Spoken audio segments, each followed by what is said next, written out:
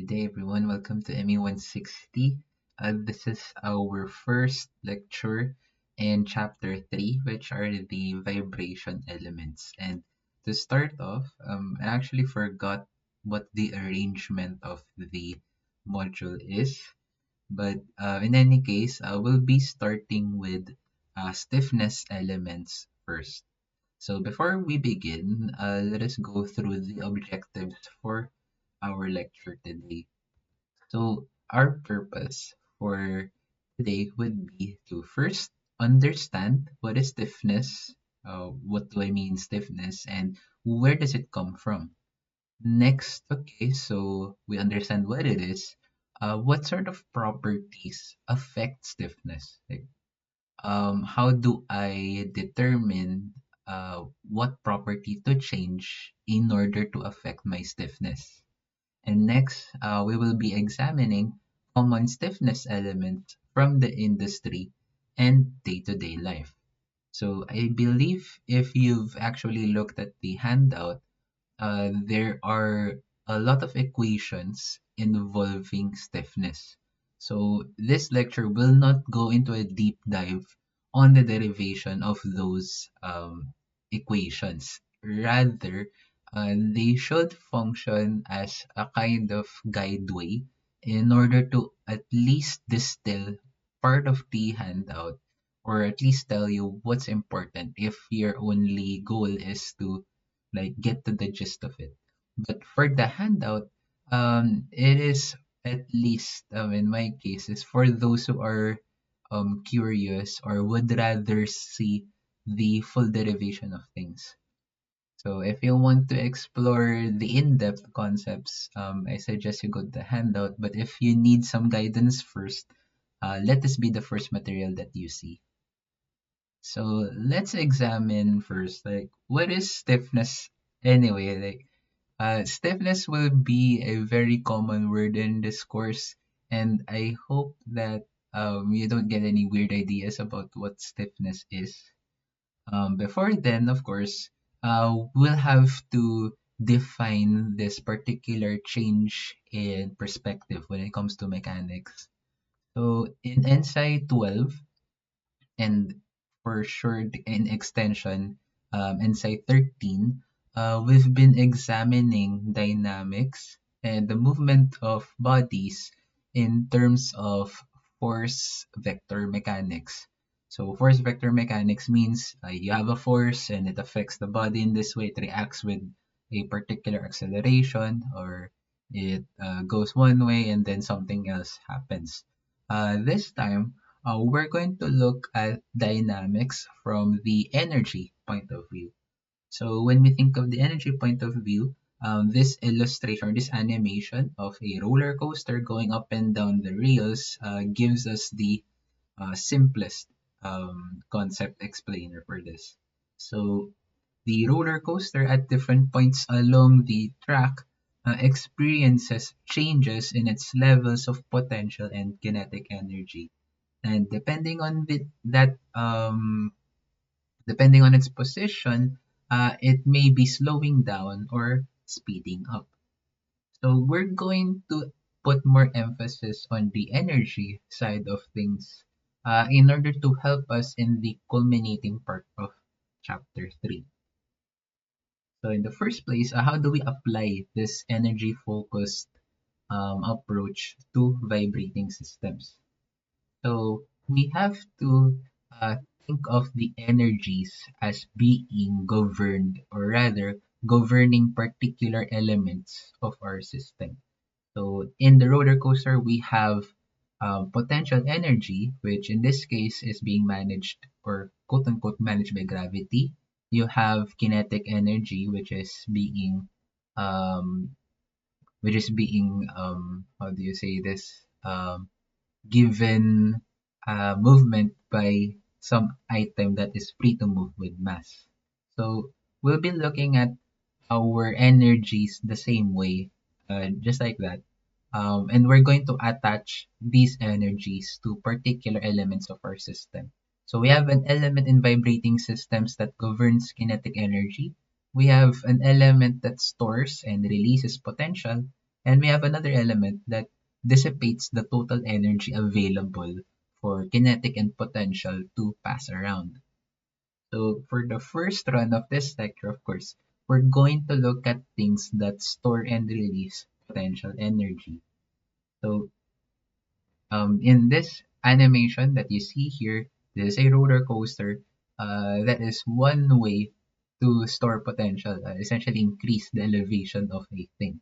However, there is another thing that can store and release potential, and that is springs. So let's go back a little. I believe this goes back up to high school physics. So if we look at springs, we understand by this point that if you take a spring, a compression spring, and you squeeze it between your fingers, the spring will oppose your squeezing with a force that is proportional to the amount that was compressed. So this is what we call the Hooke's law, or at least the force version of Hooke's law, wherein the force that the spring exerts, is proportional to the deformation and opposing to the source of the disturbance. So these are two very important concepts. The force that the coil spring exerts under Hooke's law is proportional to the displacement, and it is opposing to the direction of the motion or direction of the deformation. So that's why negative is important. Now, if you integrate this expression, you integrate this and multiply to dx, you will actually get the energy expression of the potential that is being stored or released. So here we have potential energy, letter U. I believe letter U is also used for strain energy. And I think strain energy can also be a stand-in, but not quite. So U can be used for anything, but this time I'm using U to mean potential. So the potential energy that a spring releases or stores is equal to half of the what we call spring constant or spring rate K times the displacement squared. So this displacement is delta x in other courses. So please be reminded, this is not absolute position. Okay, so now, so we have the force version of Hooke's law, and we have the representation of the potential that you can store using coil springs obeying Hooke's law. What are the governing properties in order to make Hooke's law possible? So in a material perspective, so we're going to NSI 13 now, we need a material that is linearly elastic, and for that linearly elastic material to be exposed to deformations within its elastic region. So it's a long-winded way to say, oh, we need something that follows this particular graph. So what is this graph? This is a stress-strain space, and the green line that we see here is the stress-strain curve of a particular material, probably metal. And this zone here, this shaded area, is the area wherein the strain is proportional to the stress. So what is the expression of the stress-strain behavior of this material in this zone? Again, this is normal stress is equal to the Young's modulus times the linear strain. So this only happens not just in the yield zone of a material, but in the proportionally elastic region of the yield zone, or the yield, or the elastic space. So there's still a little bit ways to go wherein it stops being proportional, but it can still return to its original shape. So here again we have a force vector expression for the Hooke's law, and now we have a stress strain expression of the Hooke's law. So if you see it in a way, it kind of mirrors itself. So it's force is equal to a constant times the displacement. This one is stress is equal to a modulus times the strain. So now let's define it. what is letter K specifically? So letter K in our equations so far is the thing that we call stiffness. So stiffness or spring constant or spring rate. Whatever you call it, this is the proportionality constant defining the amount of force per deformation experienced by a thing. So in SI, its units will be Newton over meter or Newton over millimeter, which means that its units are force over linear displacement. So force over linear displacement. And the higher the K is, the stiffer your material will be. So in essence, let me grab a pen. If your stress strain behavior is a little bit like this, and that means you have essentially a weaker K. So this is a smaller K than here, this one. And if you have a material that behaves that needs a lot of stress in order to be deformed, you have something of a bigger stiffness. So that is what it entails. Higher stiffness means it's harder to deform, but it is still staying in that elastic region.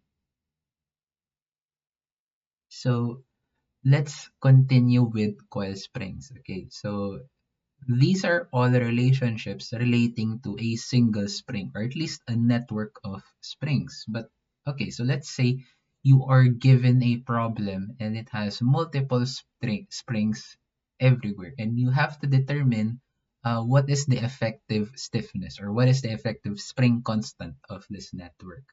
So we'll explore the two basic networks for springs next. So here, we do have an unstated condition. So everything that we will discuss in this slide is only applicable if the springs move in sync. So when I say move in sync, it is impossible for the springs or in the individual springs to deform by its own accord. So in a sense, the networks that we are evaluating here have a single degree of freedom. So single degree of freedom. If you see that the spring network is actually more than 1 degree of freedom, then you cannot apply the rules on that entire network. You'll have to break it down into chunks that have only a single degree of freedom.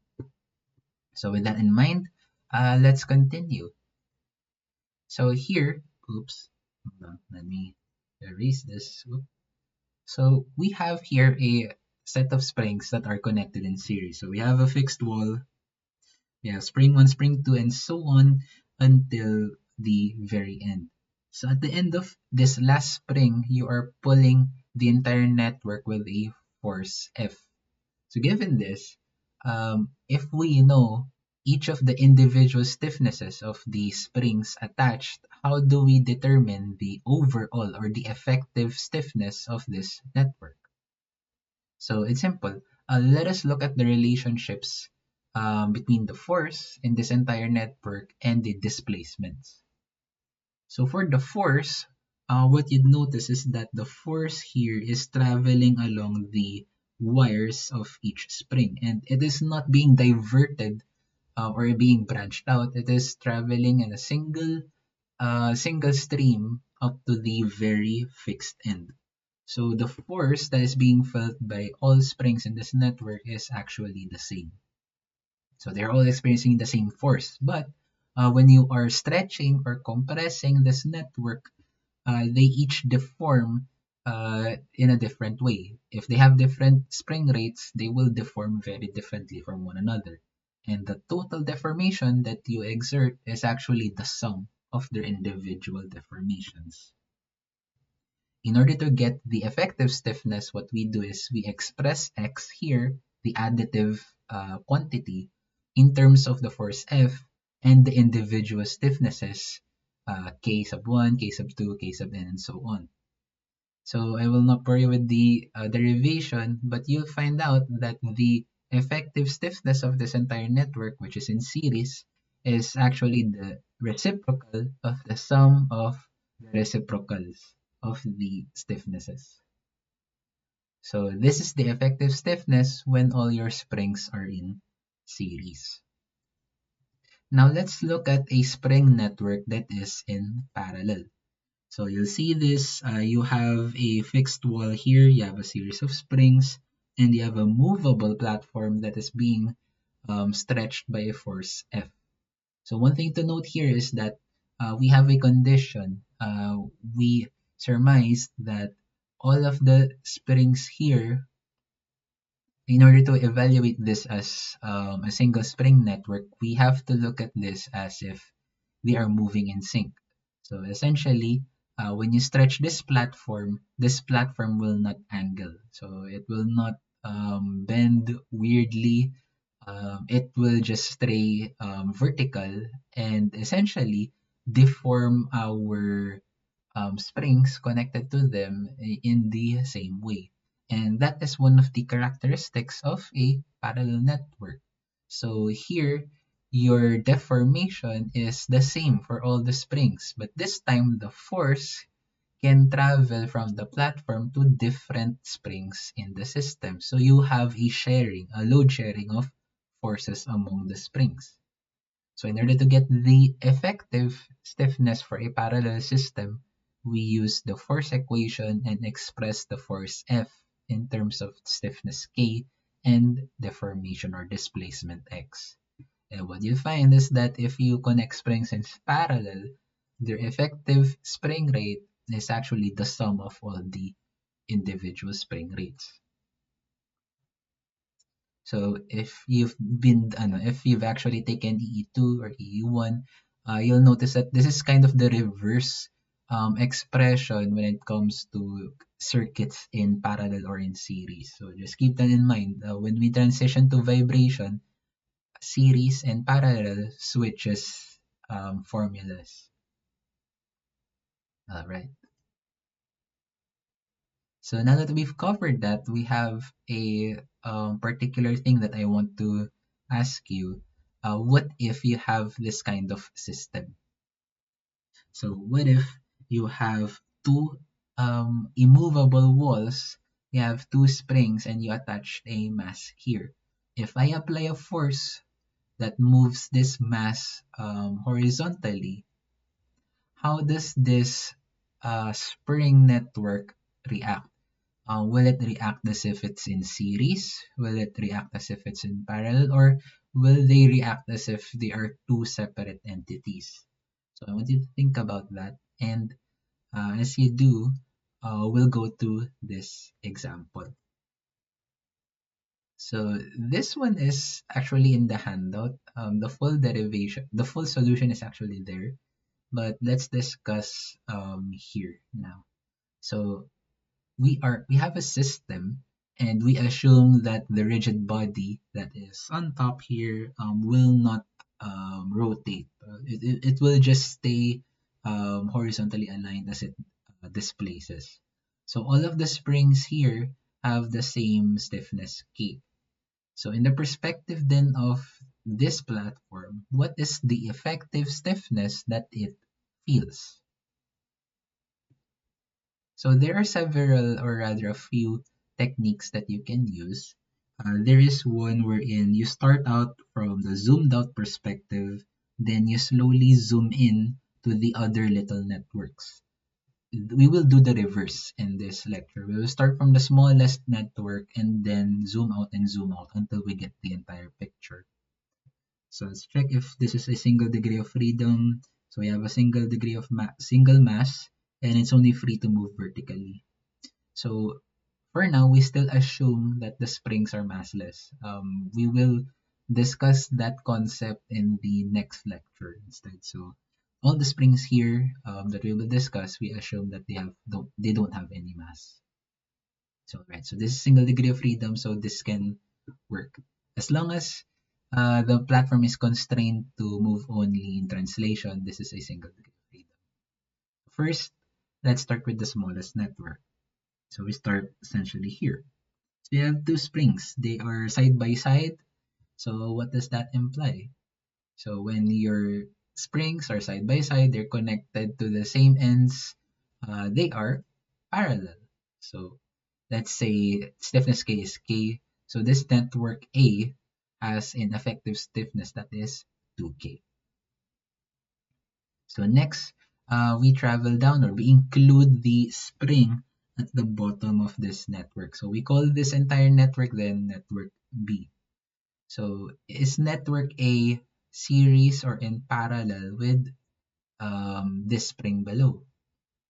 So of course, if you see it, the force that travels from the platform to the fixed wall travels through the network A and then down to this spring. So they are essentially, this network and this spring experiences the same force and their displacement is additive. So network B is actually in series. All right. So if we're done with this leg, we now consider the other leg, this lone spring here. So is network B in series or in parallel with this spring? So that's easy. It's actually in parallel. So given this, what is the expression for the total stiffness? So I'll leave that to you. But if you don't want to, if you want to have the full experience, I suggest you try solving this on your own. It's quite simple. But if you need help, you can always turn to the modules. All right. So that is stiffness and stiffness networks. This time, we're going to go in a little deeper. We're going to ask the question, okay, so I know that K is proportional to, is essentially the amount of force per displacement. But what defines the stiffness K? Like what affects the value? So we're going to look at some NSI 13 examples. So here, okay, so we have a cantilever. No, it's not cantilever actually. It's just a rod that is being stretched along its actual direction. So here you have a rod and somehow you decided to pull it out of the wall, but it's not budging. So it's stretching a little bit, but it's not budging from the wall. So how do we get the stiffness of this rod? So in the first place, does this have a stiffness? Yes, it does. So we assume that this material, this rod, is actually made of metal and it's behaving within its elastic region. So we pull out our stress strain curve, and in fact, it is from this stress strain expression of Hooke's law that we will arrive at the stiffness K of this rod. So you have to recall, okay, so before then, let's pull out this equation, right? So we have to start from the stress strain expression of the Hooke's law, and we are going to go from here to this form of expression. So from stress and strain, we have to arrive at the form of this equation with a force F and a displacement x. So how do we do that? We will open up the expression for normal stress here, sigma. So this is simply F over the cross-sectional area A. And what about strain? This displacement or the deformation over the total length of your body. So that is X over L in this case. So if we move to the next slide, this is what we get. Okay, so there's now a force, there's now a deformation x. So what we do is to move all of our variables towards x. So we isolate f, and whatever it is that is multiplied to x, that will be the expression of the stiffness K. So AE over L is then the expression of stiffness for this particular rod. Okay, so it's actually that simple. So this is actually the simplest example that we have. So let's look at the expression. So this is K. It's equal to the cross-sectional area, which is a geometry, times the Young's modulus, which is a material modulus, over length L. So these are the governing properties that determine the K for this system. Now, let's switch it up a bit. Instead of pulling on the rod, you decide to um, place a swing set over it and deform it downwards. So what happens? Can we still use AE over L in this case? So the problem here is that we can no longer use that same stiffness K expression. Why? Why can't we use it? That is because this expression for the stress strain sigma equals E times epsilon is contingent on the stress being axial. So again, the expression that we use is contingent on the stress being axial. So what kind of stress is this body experiencing? So of course, it is experiencing. Oops, sorry. It is experiencing a bending stress, a normal stress with this expression, my over I. I hope you still remember this. I hope you still do. But because of this, we cannot just use the expression that we just derived. We changed the loading type, so we have to approach this differently. So now there are two approaches we can use. There is the long cut, which is for sure going to give you a lot of benefits, but it will take a lot of time. And there's a shortcut. So what is the long cut? It is the Euler-Bernoulli beam equations. You might ask, like, I haven't heard of this kind of equation before. Have we covered this before? Actually, yes, you've covered this before. This expression is actually for the load distribution along a beam. And if you integrate this, you get the shear diagram. And if you integrate this again, you will get the bending moment diagram. What happens if I integrate this expression? So I'm not sure if you've reached this point in NSI 11 or NSI 13, but if you integrate the bending moment expression, you actually get what we call the slope expression. So this is the slope of the beam along the length. If you integrate it again, one last time, you actually get what we call the deformation or the deflection. This is the vertical displacement of each element of the beam depending on the loads applied to it. So this is essentially a long-winded boundary condition filled solving process. There are a lot of perks to this long cut. However, you have to be consistent with checking the boundary conditions. So your boundary conditions for each and every step has to be correct. Otherwise, you have to repeat it again, and it takes a while. Usually, you'd start somewhere here, but you essentially have three steps before you reach the expression for deformation. So instead, we're going to take a shortcut. This shortcut is called the Castellanos theorem. So the Castellanos theorem was passed to us by one of our professors. His name is Sir Dewitt Dalisa. He is still teaching in UP Diliman, and as per tradition, I'll be passing it on to you. So I have a whole video on Castellanos theorem, but I hope that you won't need that video in order to understand the gist of what's going on. So as with any other shortcut, there are some trade-offs. So this is actually a very fast theorem. You only need one step in order to get to the deformation. However, we have to this application of the theorem is restricted. So first and foremost, you can only apply it when the load is concentrated. This will not work if you have a distributed load. So that's the first. The second one is that you can only read the deflection where that concentrated load is being applied. So for example, I want to examine the deformation here where the force is being applied. So that works for Castellanos theorem. If I want to look at the midpoint of the beam, I cannot use Castellanos theorem. You will get a wrong expression.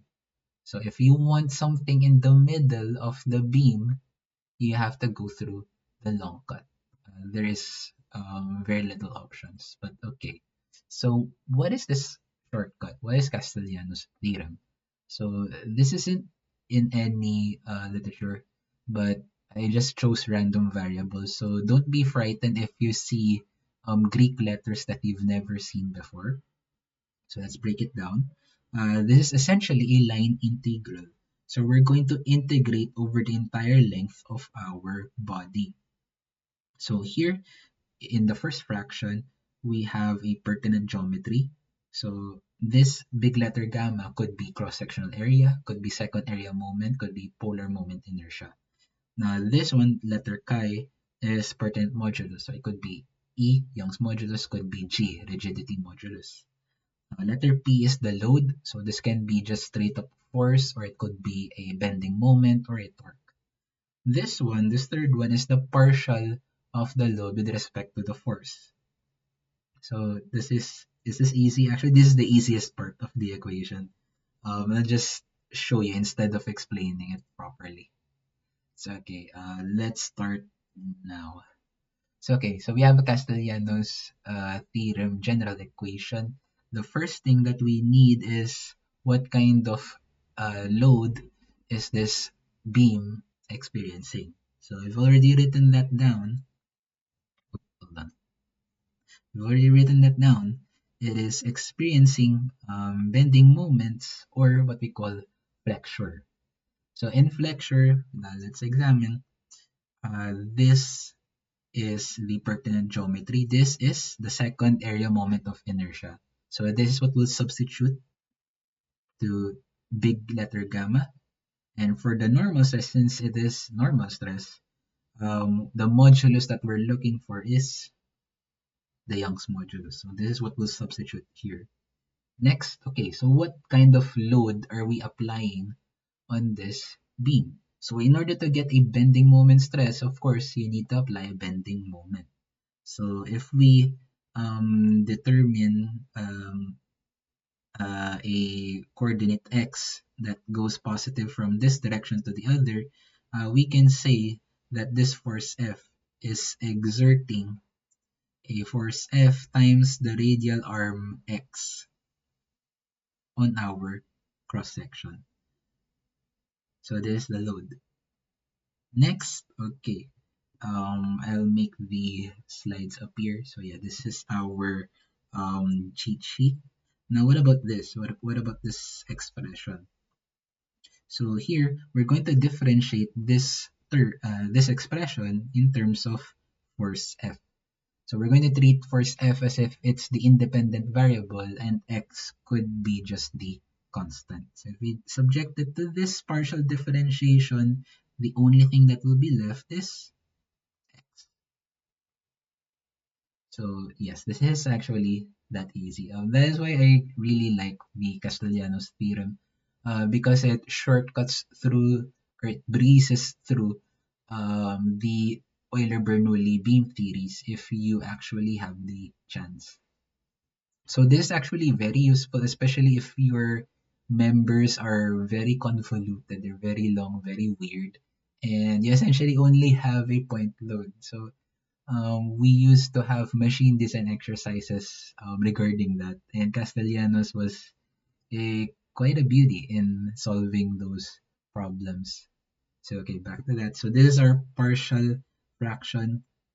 It's just x. So this is our geometry I, our modulus E, and this is our load. So essentially, this is now just a simple one-step integral problem. So if we integrate, it is essentially this expression.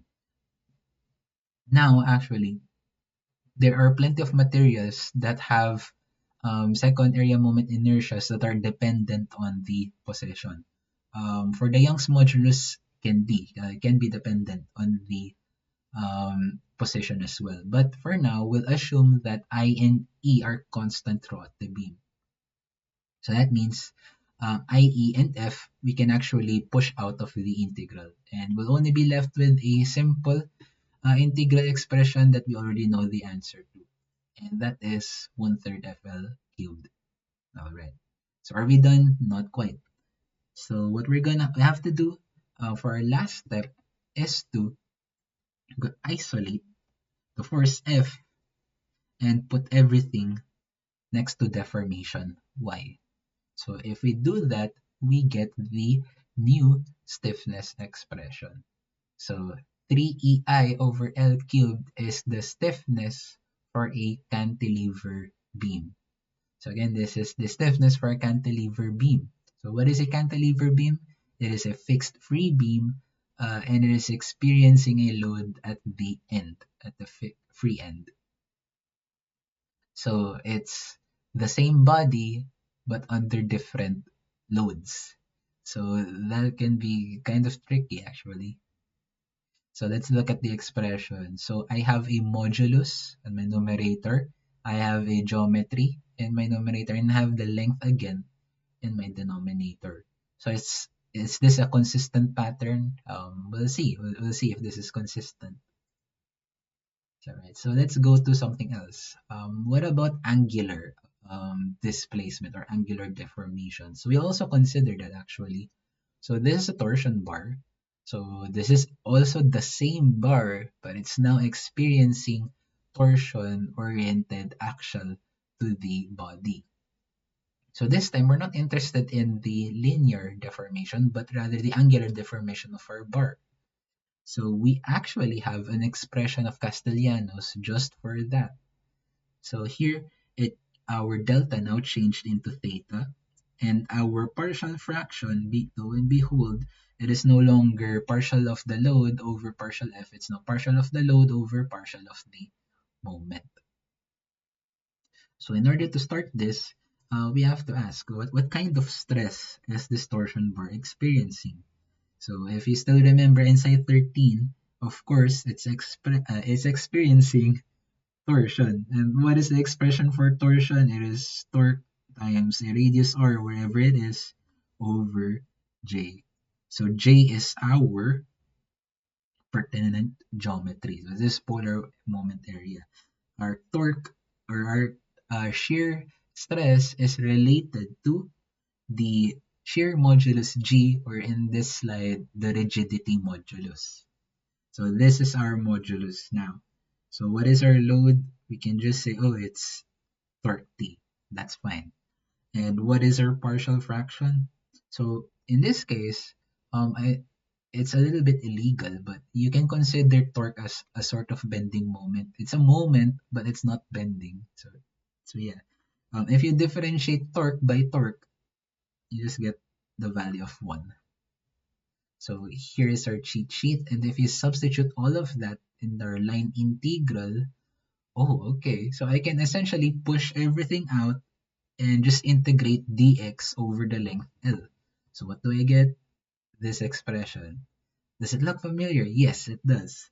So this time, instead of a force F, we have a torque T. We isolate torque T and put everything next to angle theta. And what we get is the expression of the torsional stiffness of a torsion bar. So at this point, we have to differentiate. So K is a sort of linear stiffness. All right.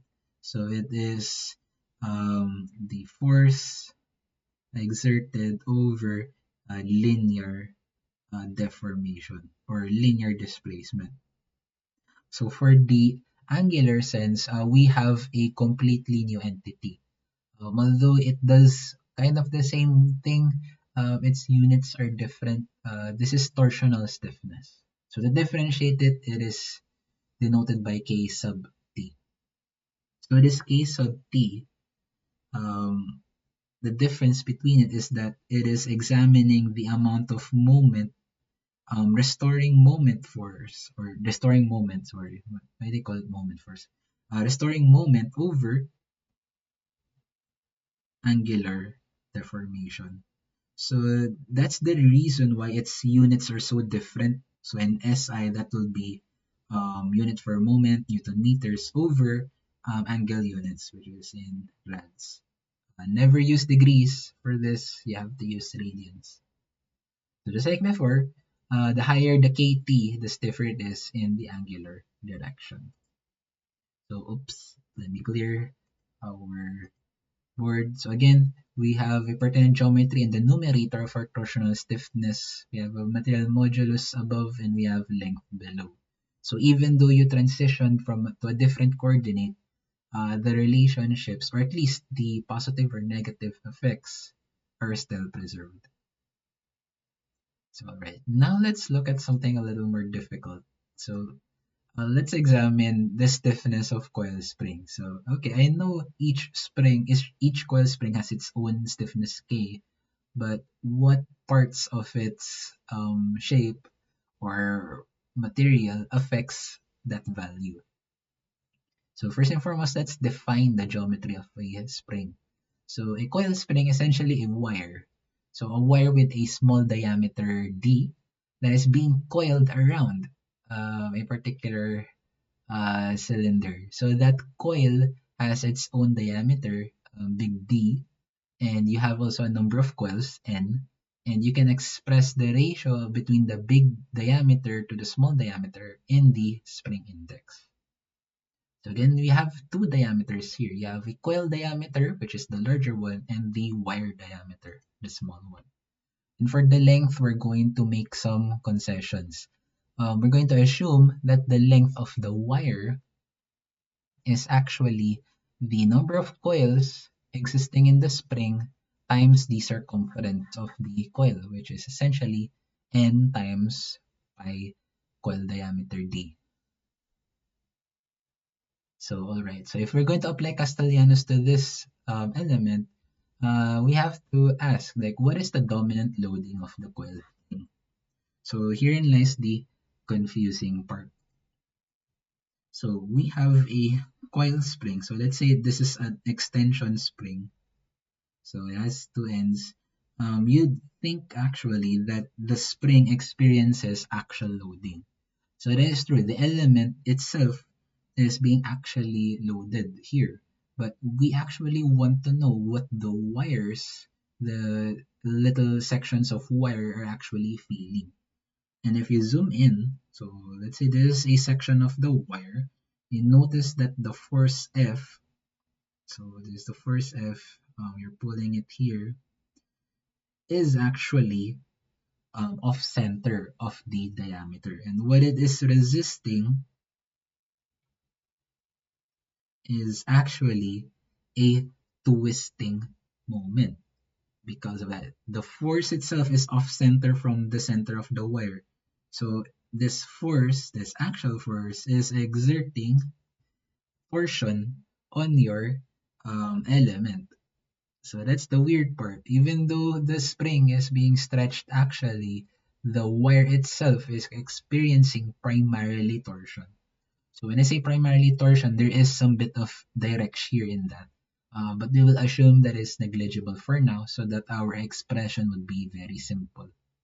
So given that it's in torsion, we are going to use uh, torsion-related geometry and modulus in order to solve for the stiffness. So it's going to be TR over J. But this time, even though we're using torsion, we're still interested in the linear deformation of the spring. So the expression of Castellanos that we will use is still the linear version.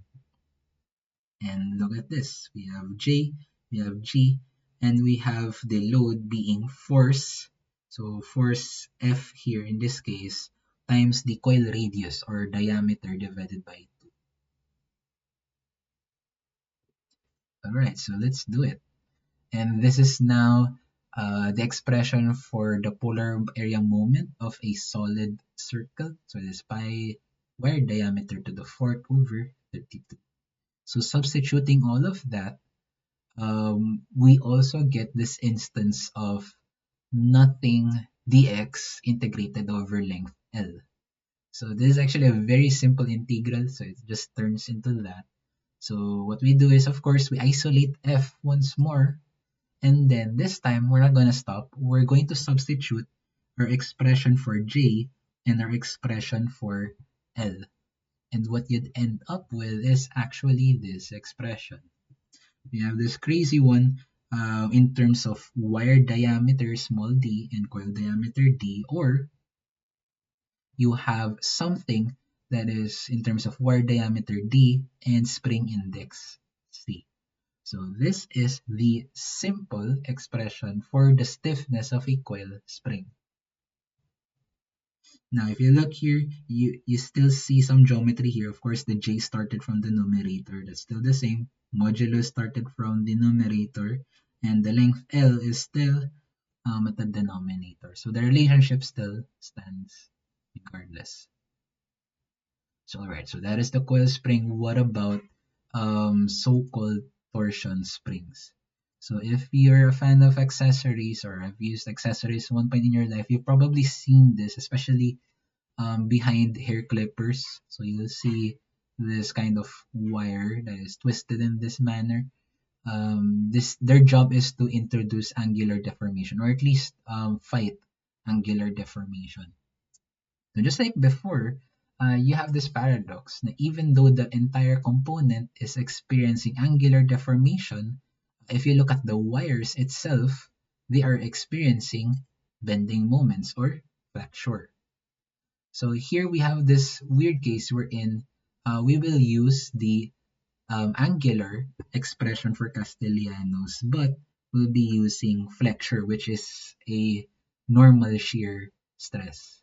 I will not show you the actual derivation that's in the module, I think, but this is the ending expression. So it's kind of the same as the coil spring. There is a little bit of change between the denominator numbers, but the relationships, or at least the effects of each of these properties, are still preserved. Now, there are many more expressions. I have a table in the modules. You can refer to those if you want. Now, we could actually supply this in the problem sets or in the exams if need be. But for the simple ones, like for example here, these bottom two rows, I might not supply them anymore because if you look at them, this is a composite torsion bar with different diameters. Now, it's fixed on one end, it's free on one end, it's being deformed at the free end. So what happens here is that the torque that is being done on this free end is actually just one torque being experienced all throughout the member. So it's one torque, but the angular deformations are additive. So this entire thing is actually in series. In this one, we have two fixed ends and you're introducing deformation at the middle, at the meeting point. Now, these two round bars, they are constrained to deform in the same angular amount. So this is actually in parallel. And there are more. And yeah, for beams, they are particularly sensitive to the types of supports that you're introducing them. So this is our cantilever beam in this equation. But if you change the types of supports, you will get different expressions for the stiffness. So you have to remember that the supports on the beam alters the stiffness formula. In a way, it's kind of like buckling, wherein depending on the supports, you'll get a different expression. So for stiffness, it's also the same. Now for this example, I will not be solving it in full. Actually, the full solution is in the module, and you can just use this to follow along the logic of the problem. So what we have here? We have a composite torsion bar.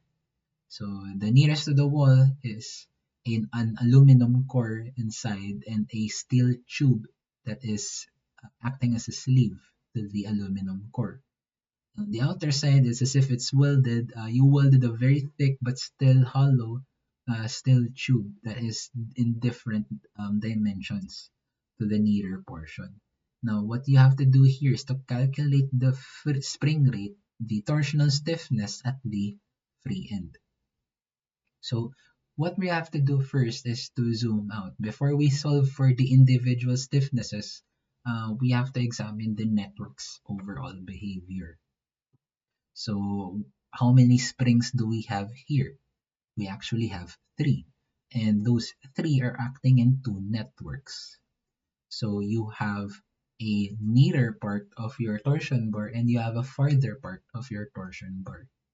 And that nearer part is split into two. You have an aluminum torsion rod that is solid and you have a hollow steel rod. For the farther part, it's a little easier. It's just one hollow steel rod. So now you have to ask, how do these portions of my torsion bar interact with one another? So for the nearer and farther portions, they experience the same torque, but they displace differently. Their deformations add up. So this is actually in series. Now for the core and the tube, they are constrained to deform in the same manner. So you can think of it as if the core is actually bonded well to the tube. So since theta between those two elements are equal, you have a parallel network.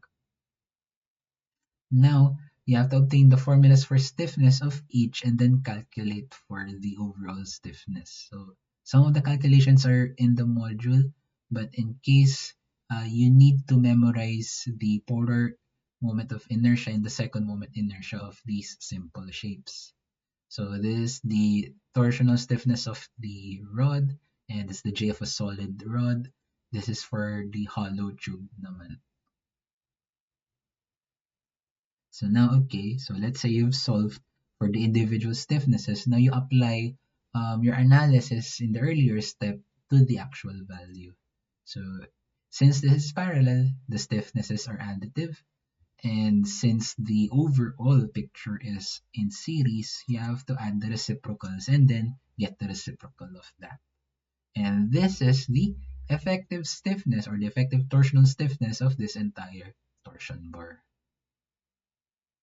So given this, I hope you can follow along with the original problem in the module. So this is example 3.3. You can, I think this is still the same number that you will see in that module. I hope you do read the modules, even though they have almost all of the derivations in full. So now we'll talk about something that I didn't quite include in the first draft of the module. We're going to talk about what materials can I use in order to be a spring?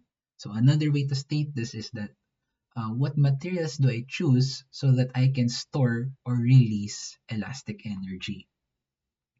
So there are a lot of materials that can do this. However, in our industry, there are only select materials that we use.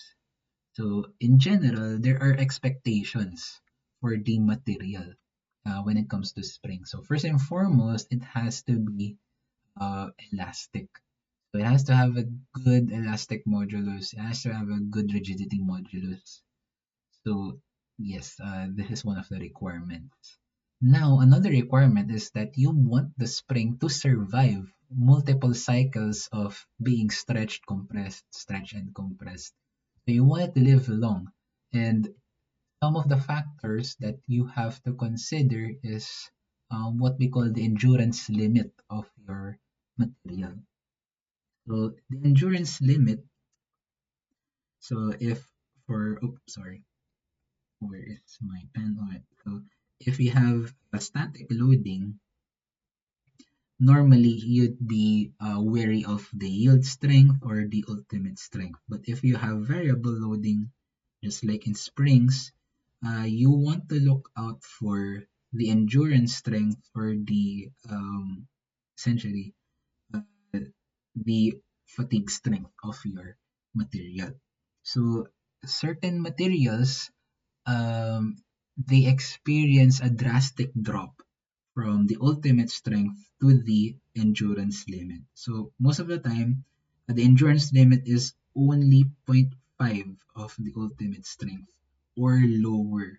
Normally, it is much, much lower. So even though your material such as steel has quite a bit of ultimate strength, under fatigue, it could drop way, way below than what you expect.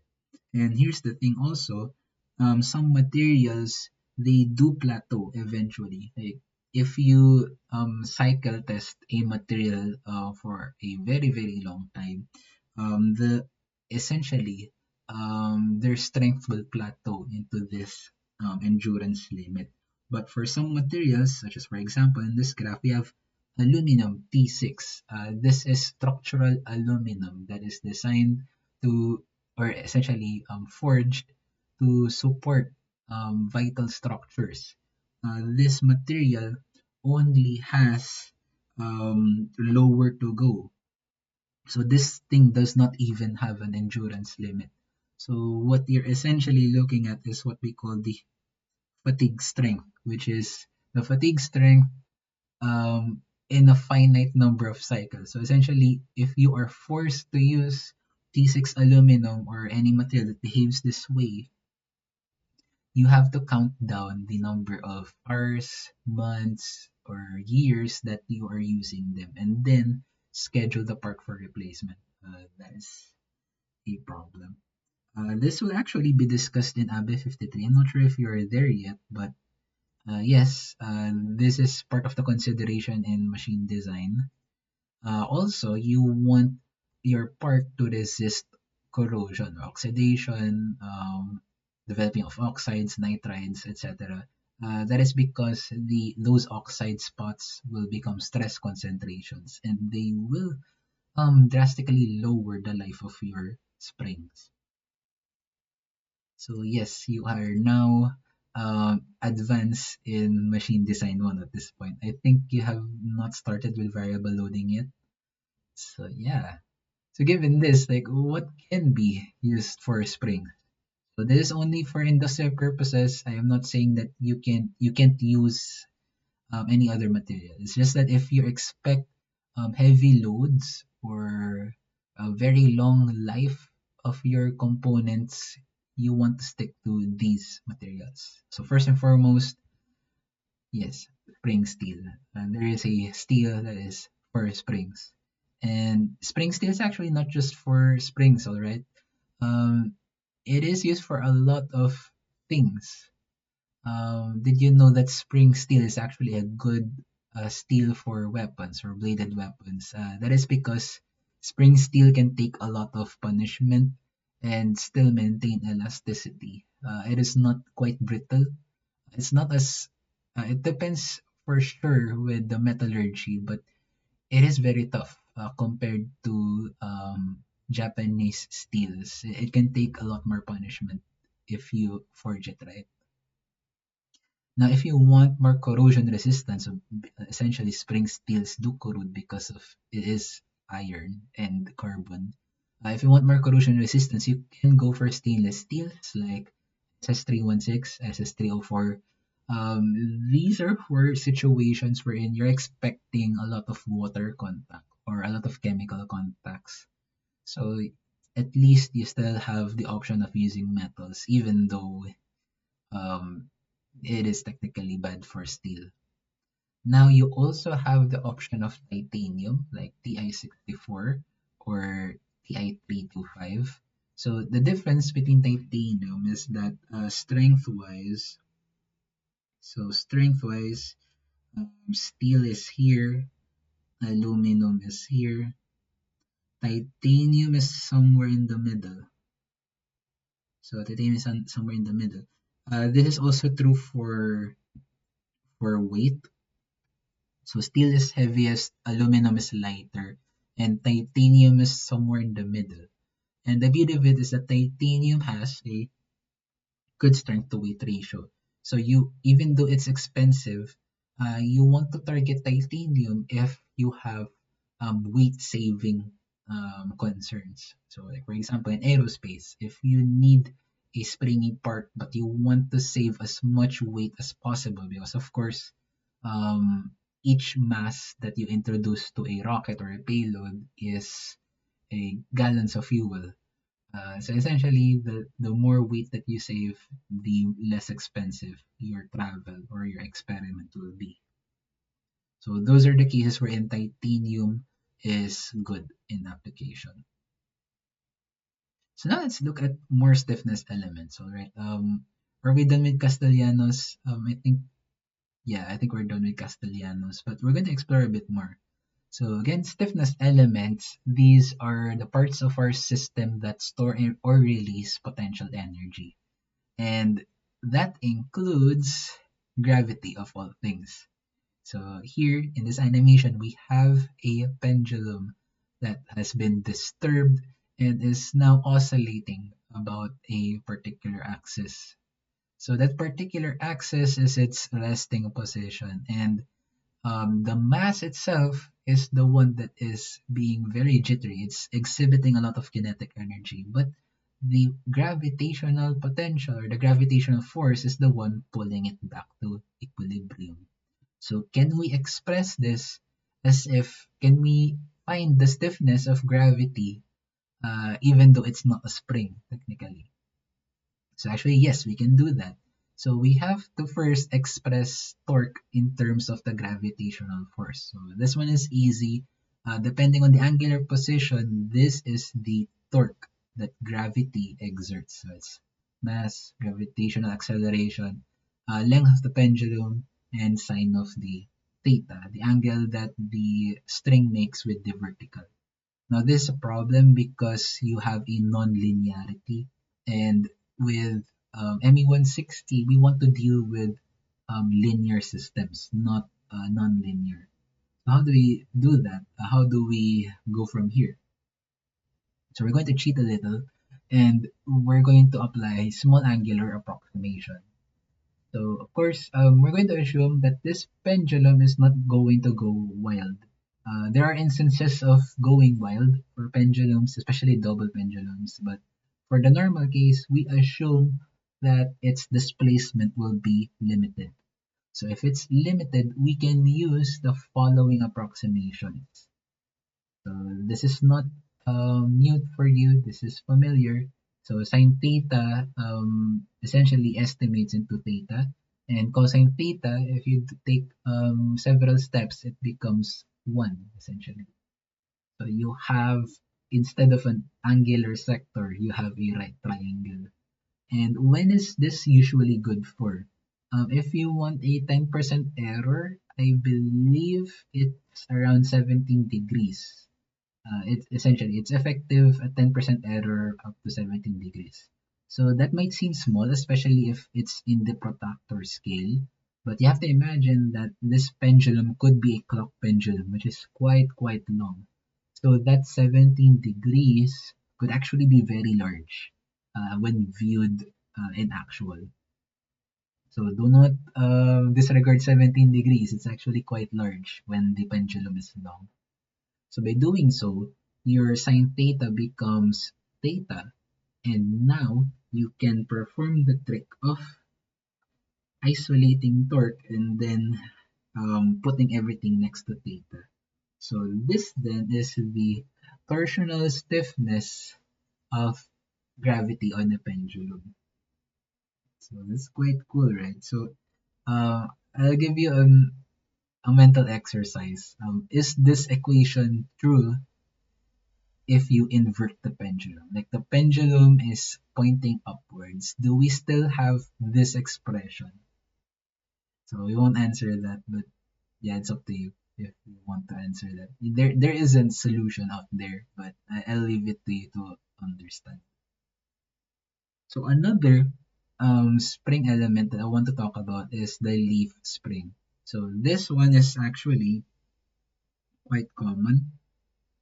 You will see leaf springs on the cab wheels of tricycles or cargo bikes.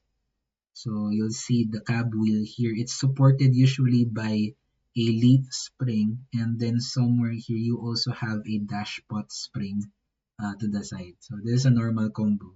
You can see this on tricycles, and sometimes you will see them beneath trucks, especially the rear axle. So the rear axle of most trucks, they are supported by leaf springs. So they're essentially leaves of steel that have been compressed together to form a very stiff member. So the leaf spring is actually a child of the concept of a uniform stress body. So when it's uniform stress, you have it's an eraser. You have the same sigma um, at the entire length of your body.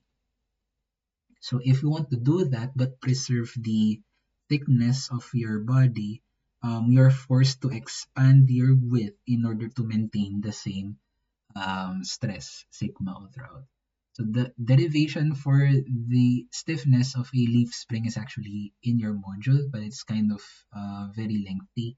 So what happens here is that instead of a triangle, you're going to fold this up like this, which can be approximated by this kind of form. So you essentially have sheets of steel in order that kind of approximate uniform stress. So that they do approximate it. Now, what is the expression for the stiffness? So this is important. This does appear in the board exams. There are several equations for the leaf spring. You have to know what kind of leaf spring. So I'm going to show you two. The first one is called the quarter elliptical. So it's kind of like a quarter of the ellipse. So that's why it's quarter elliptical. So this is the expression.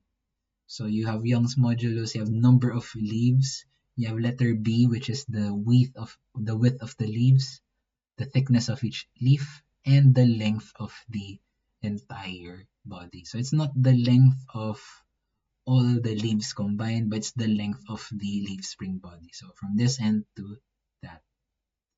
Now, this is the one that I derived in the module, but there are others that take a while to derive. I didn't derive them anymore in the module, but you can try if you want. The more common one, though, the more common leaf spring is actually the semi-elliptical. This is what you see all the time, actually. And this is the stiffness expression for them. So it's 8/3, right? So it's 8/3. So quarter is 1/6, semi-elliptical, or half an ellipse is 8/3. Is it an ellipse? No, it just looks like one. Are there more? There's actually a 3/4 leaf spring if you know where to look, but that one has its own expression as well. So you see here, you still have a modulus in the numerator, you have geometries on the numerator, you have length at the denominator as well. So the relationship, regardless of where you go, is still preserved. Now, let's look at different coil springs. So this is just for categories. There is no more calculations to be done. So of course, we start with the three most common ones. We have the extension spring. If you're expecting tension all throughout the application, if you're expecting cushioning or compression behavior, you need compression springs. How do we tell them apart? The extension spring by default has its coils next to one another. That is, they're very stuck to one another.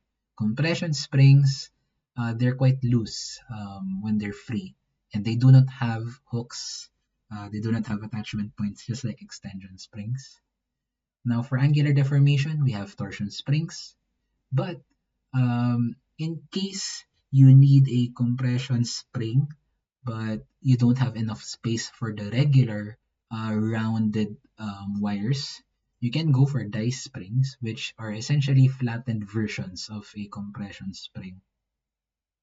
So this rectangular wire, you can use this if you don't have enough space in your application.